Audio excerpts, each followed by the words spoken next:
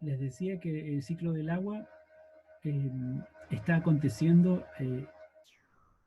a distintas escalas en el planeta. Y por supuesto aquí visualizamos un modelo en el cual se incorporan distintos procesos de transformación en distintos niveles. Por ejemplo, hay evaporación en los océanos, hay evaporación en los lagos, en las lagunas, hay sin duda evaporación también en los ríos, en los esteros, hay sublimación directamente, es decir, transformación de sólido a gas en el caso de la nieve o del hielo de los glaciares.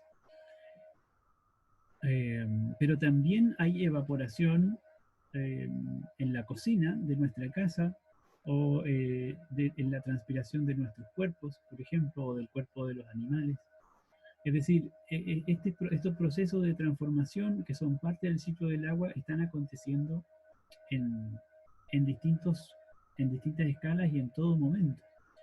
Eh, en el mismo proceso de respiración nuestro, de inspirar y de exhalar, estamos eh, contribuyendo en parte al ciclo del agua, en la medida en que también contribuimos con vapor de agua, por ejemplo, tanto a través de la transpiración como a través de la respiración. Por lo tanto, no tenemos que quedarnos con la idea, o hay que tener cuidado de quedarnos con la idea de que el ciclo del agua es este gran ciclo que ocurre a nivel geográfico, podríamos decir, cuando en realidad esto es una representación que nos muestra que es un proceso que es permanente y ubicuo, es decir, está en todas partes.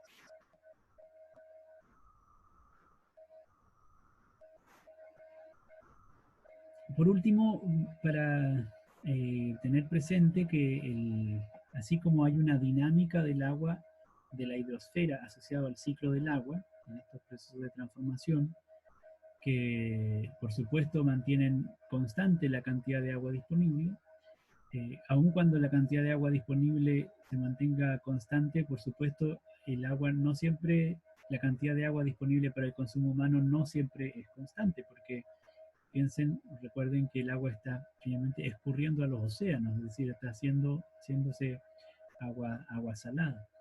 Y por lo tanto, la disponibilidad de agua superficial para el consumo humano eventualmente puede disminuir. Junto con esa dinámica del ciclo del agua hay que tener presente la dinámica a gran escala que presentan los océanos, los mares, en forma de corrientes marinas y de corrientes costeras. Eh, esto es relevante porque, por dos razones fundamentalmente. Esta gran masa de agua que dijimos era aproximadamente el 97,5% disponible en los océanos y en los mares, por supuesto no es una sustancia estática, en el sentido de que esté acumulada y que no presente ningún comportamiento particular. De hecho, el agua de los mares y de los océanos está en un continuo movimiento y está en un movimiento, un conjunto de movimientos que son característicos y son lo que se conocen como corrientes, que básicamente son ríos de agua que acontecen en el interior de los océanos y de los mares. Y estas corrientes marinas son claves, son fundamentales justamente el, para el efecto o por los efectos que tienen en el clima a nivel planetario. Ustedes después pueden ver una animación que muestra las corrientes marinas a nivel planetario y el rasgo central de estas corrientes marinas es que son de alguna manera ríos que transportan energía, porque las corrientes marinas se desplazan de un lugar a otro del planeta y en ese proceso están trasladando energía de un lugar a otro. Por ejemplo, llevando energía desde el Ecuador, donde en general encontramos corrientes más cálidas, hacia los polos, donde las corrientes son más frías. Y de manera que en la medida en que se produzca equilibrio, entonces se logra trasladar energía de un lugar a otro en el planeta, y eso por supuesto impacta en las características del clima que ocurre en el exterior, o que ocurre en las distintas zonas geográficas, y eso por supuesto impacta en las formas de vida que habitan esos lugares.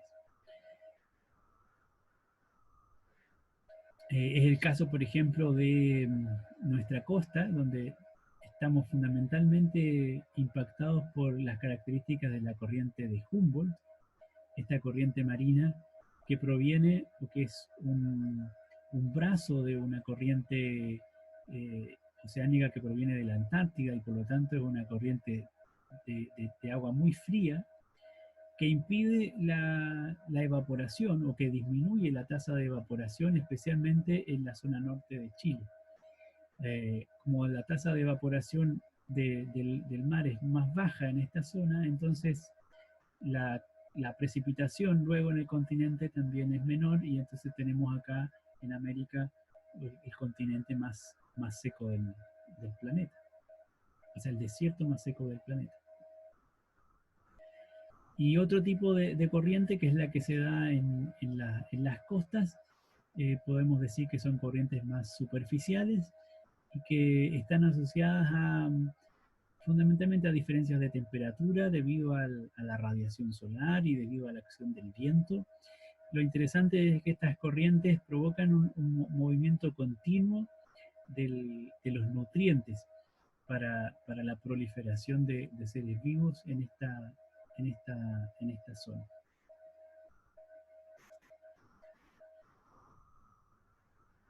Bueno, mencionábamos la pequeña proporción de agua disponible para consumo humano, y esto por supuesto es un problema que sigue estando presente a escala planetaria. Posiblemente en nuestro país prácticamente no hay problemas de acceso al agua potable, pero esto no significa que no sea un problema para muchas millones de personas en otros lugares del mundo. De hecho, la UNESCO estima en 770 millones de personas que todavía no tienen acceso al agua potable, y por esa razón, en muchos lugares, especialmente en África, todavía ocurre que la principal causa de muerte de los niños menores de 5 años se debe a la ingesta de agua contaminada.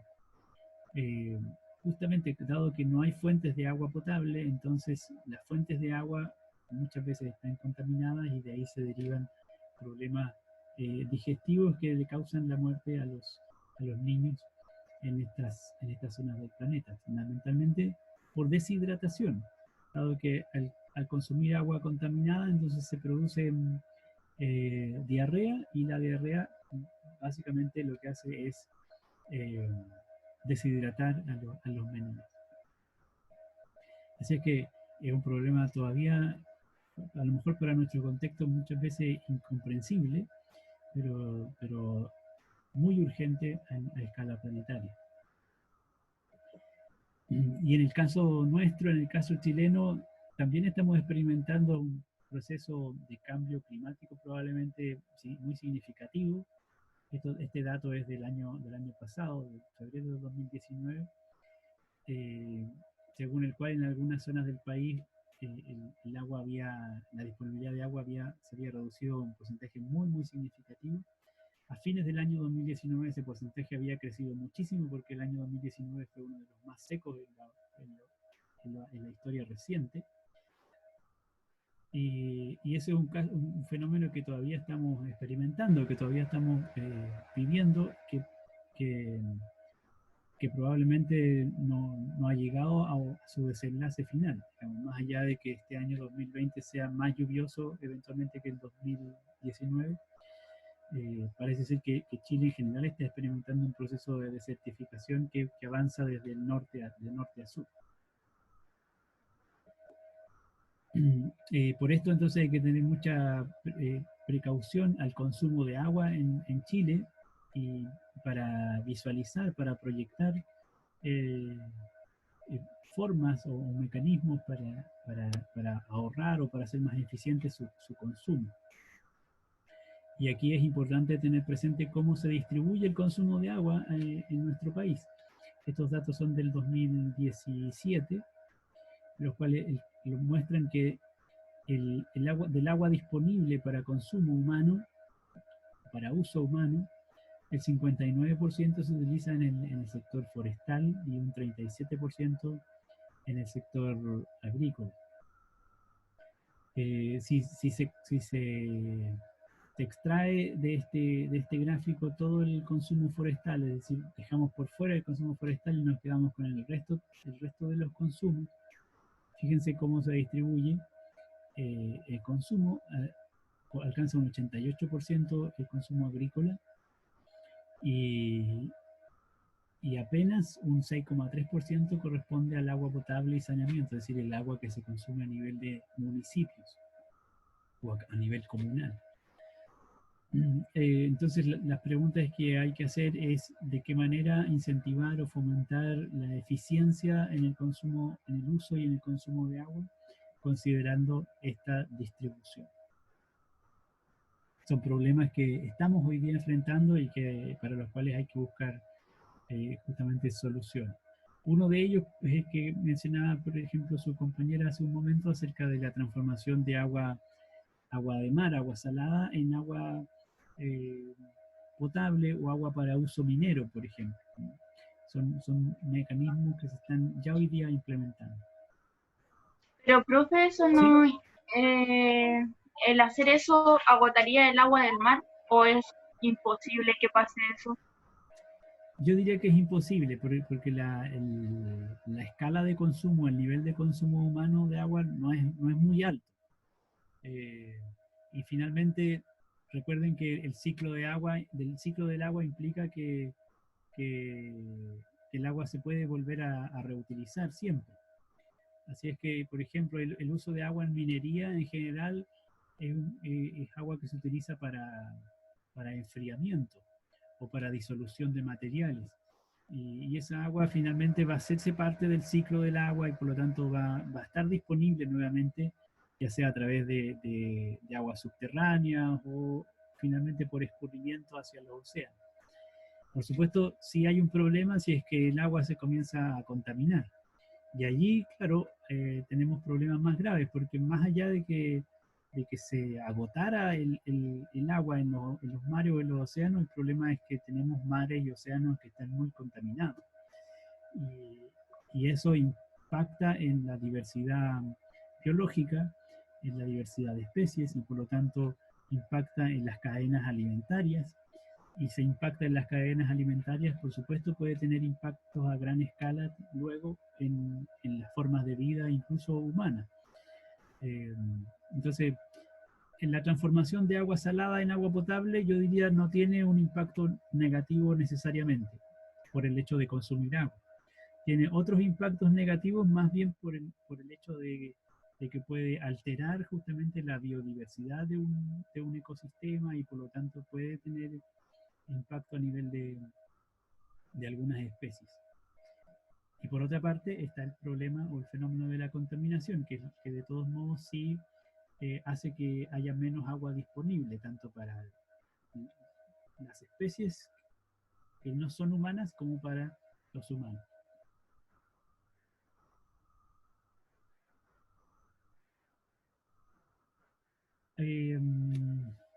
Bueno, finalmente vamos a mirar los últimos características de la atmósfera. No vamos a revisar toda la presentación para no extendernos demasiado.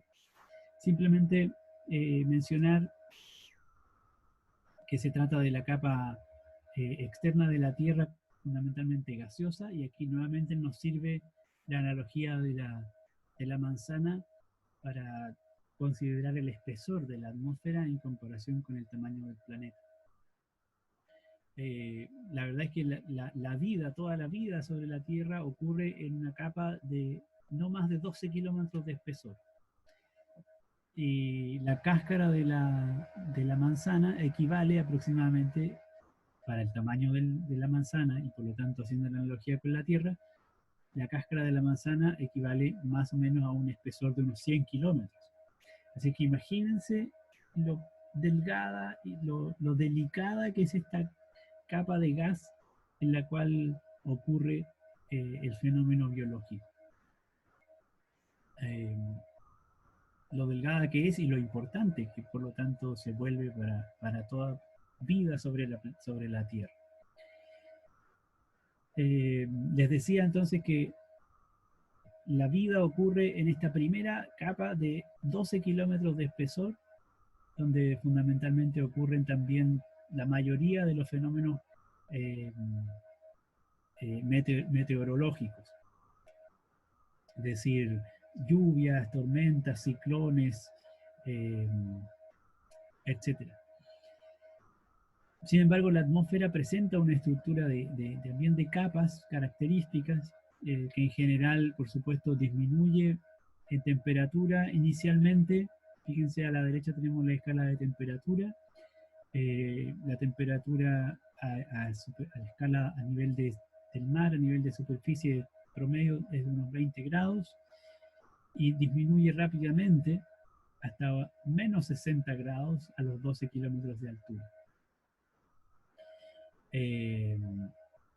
Después comienza a subir un poco la temperatura para llegar a menos 5 y después nuevamente vuelve a bajar para llegar a menos 95 grados Celsius.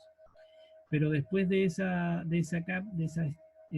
nivel, nuevamente comienza a subir la temperatura hasta unos 1000 grados Celsius. Pero junto con variar la temperatura también está cambiando la densidad. En general, mientras más altura, menor densidad de gases, menor cantidad de gases. De hecho, ya a 12 kilómetros de altura, digamos, prácticamente no hay oxígeno suficiente para sostener la vida. Y por supuesto, en la medida en que hay una composición de gases distinta, también se experimentan distintos tipos de fenómenos. Fíjense que los satélites artificiales están a una altura de entre 80 a 500 kilómetros. En este nivel prácticamente no hay oxígeno, solamente hay algunas moléculas muy aisladas que están eléctricamente cargadas. Eso aquí se habla de ionosfera, es decir, una capa muy externa de la atmósfera terrestre, fundamentalmente compuesta de iones, de moléculas eléctricamente cargadas.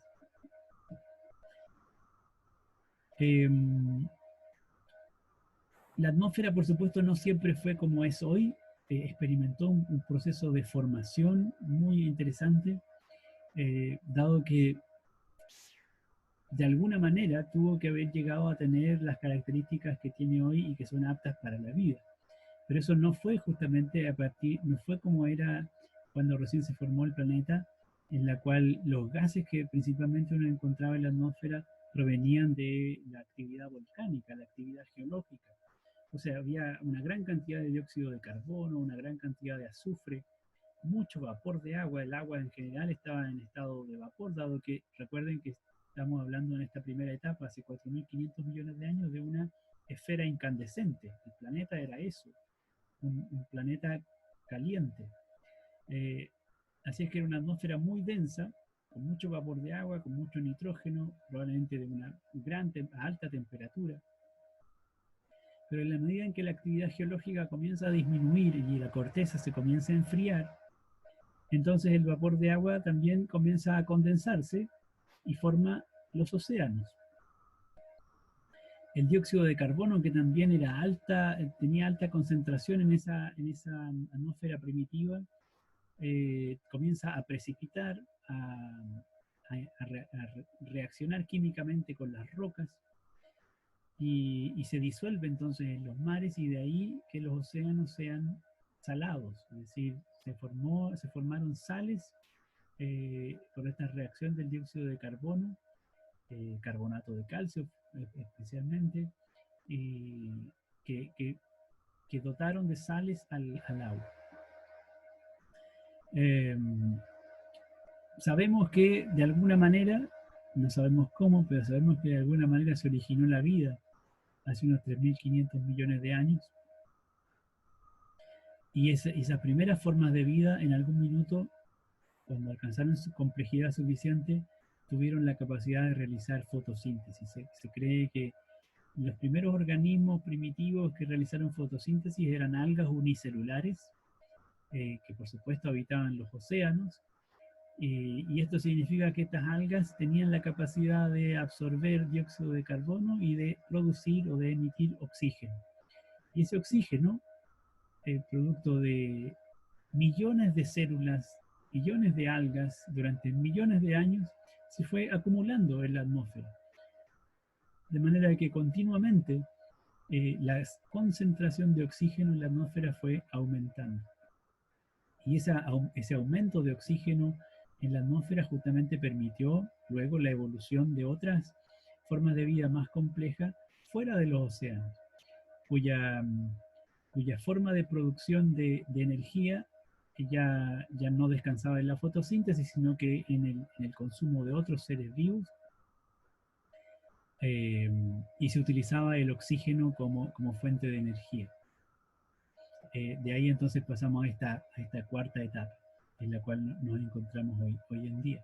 Entonces vemos como un proceso muy interesante de relación o de interacción entre las componentes de la dinámica planetaria, la componente del planeta como un sistema. Cómo es que la atmósfera, esta capa, ¿cierto?, de gases que envuelve al planeta, de acuerdo a este modelo, tuvo su origen nada más y nada menos que en seres vivos, en los seres vivos primitivos que eran capaces de realizar fotosíntesis. La atmósfera hoy día está principalmente compuesta de nitrógeno, casi un 78 o casi un 80%, y el oxígeno apenas un 20%. Y el resto de gases que se encuentran en la atmósfera tienen porcentaje prácticamente ínfimos. Fíjense, por ejemplo, la cantidad de dióxido de carbono, apenas un 0,03%. Y vapor de agua, 0,001% de los gases que hay en la atmósfera. Pero vamos a ver que esos gases son sin duda muy importantes para otros procesos en los cuales la atmósfera es central. Bueno, la atmósfera también tiene una dinámica fundamentalmente asociada al movimiento de las masas de aire, que es lo que conocemos como viento. Esos movimientos se originan por diferencias de temperatura que se originan o que provienen de las distintas posiciones en las cuales se encuentran las masas de aire en relación al planeta, en relación a la superficie, en términos de latitud, y por lo tanto la diferente cantidad de energía que recibe el aire desde el Sol. Y estas diferencias de temperatura van a ocasionar entonces corrientes de aire ascendente y corrientes de aire descendente. Y en estos procesos de corrientes de aire que suben y que bajan, entonces suben y bajan también las moléculas de vapor, las moléculas de agua en forma de vapor, que va a condensar y va a formar nubes y que eventualmente luego incluso precipitan. De manera que esta dinámica, este sistema en movimiento de las masas de aire, lo que desencadena en algunos fenómenos meteorológicos que por supuesto son característicos del clima. Aquí simplemente es importante tener presente la distinción entre clima, como el estado de la atmósfera durante un periodo largo de tiempo en una zona geográfica, y la diferencia que tiene con tiempo atmosférico, que es el estado de la atmósfera en un lugar determinado, en un momento determinado. En un caso hablamos de un periodo de tiempo prolongado, en otro caso de un momento muy específico. En general, por supuesto, el pronóstico del tiempo es un pronóstico del tiempo atmosférico, dado que los climas son características más estables de una zona geográfica. Nuestro país especialmente se caracteriza por su gran diversidad climática, especialmente porque se trata de un país muy extenso en territorio, muy distribuido en términos de latitud. Y así entonces tenemos un desierto, un clima árido desértico en la zona norte, y también tenemos un frío de tundra en la zona sur, como en los campos de hielo. Y por supuesto, zonas templadas muy lluviosas. Las diferencias entonces, o las características, los factores que provocan esa diversidad climática en Chile son, entre otros, la latitud. Vimos que siendo Chile un país tan largo, tiene una gran amplitud de latitud, o diversidad de latitud, es decir, la distancia del Ecuador, básicamente.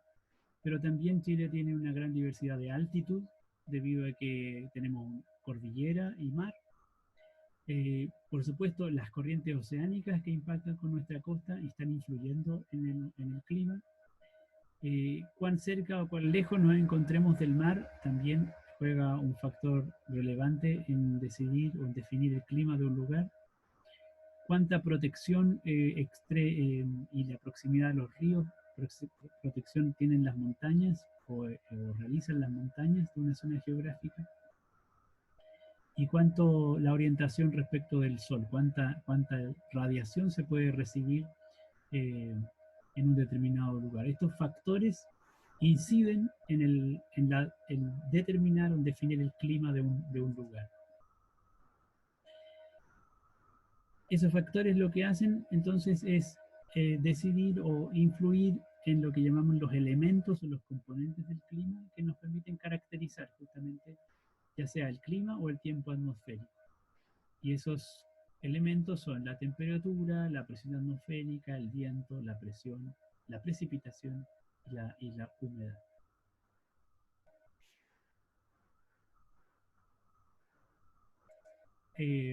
Por último, lo que resulta central hoy en día como función que desempeña la atmósfera es su rol en el balance energético de la superficie del planeta.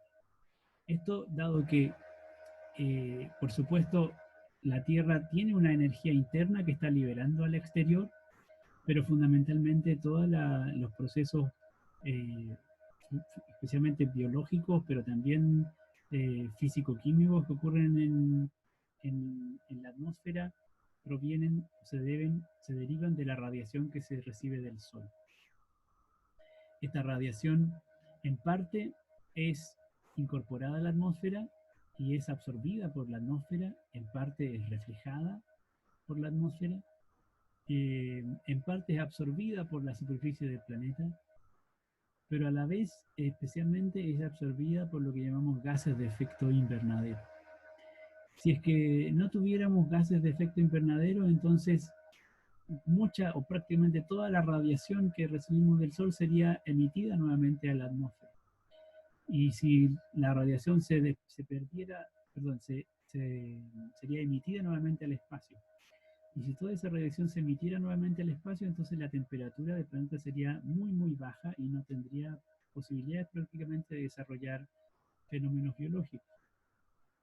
Así es que los gases de efecto invernadero son claves en lo que llamamos el efecto invernadero, que es básicamente mantener la temperatura de la superficie a un nivel adecuado para la vida. Entre esos gases de efecto invernadero están el dióxido de carbono y el agua principalmente. Y recuerden los porcentajes que representan en la composición de la atmósfera, muy, muy, muy baja. Pero son suficientes justamente para generar este efecto de invernadero sobre la superficie del planeta. Ustedes van a poder comparar en este simulador, cuando lo revisen, qué es lo que ocurre con la radiación que proviene del Sol, cómo se refleja y se emite al espacio si es que no hay efecto invernadero. Lo pueden comparar con la presencia de efecto invernadero natural, y entonces van a ver cómo aumenta la temperatura. Aquí estamos con menos 20 grados Celsius, si es que no hay efecto invernadero. Si es que sí hay efecto invernadero, van a ver que la temperatura sube hasta los 20 grados o 15 grados aproximadamente. Pero adicionalmente, uno puede observar un efecto invernadero amplificado debido a la actividad humana. Y entonces allí juega un rol importante en lo que hoy día conocemos como eh, el calentamiento global. Por una parte, el efecto invernadero es un fenómeno natural y necesario para la vida en la medida que se mantiene el equilibrio de la temperatura en la superficie, gracias justamente a los gases que se encuentran en la atmósfera. Cuando se produce un desbalance de la concentración de algunos gases en la atmósfera, entonces ese efecto invernadero se ve incrementado, se ve exacerbado. Y eso es lo que llamamos calentamiento global.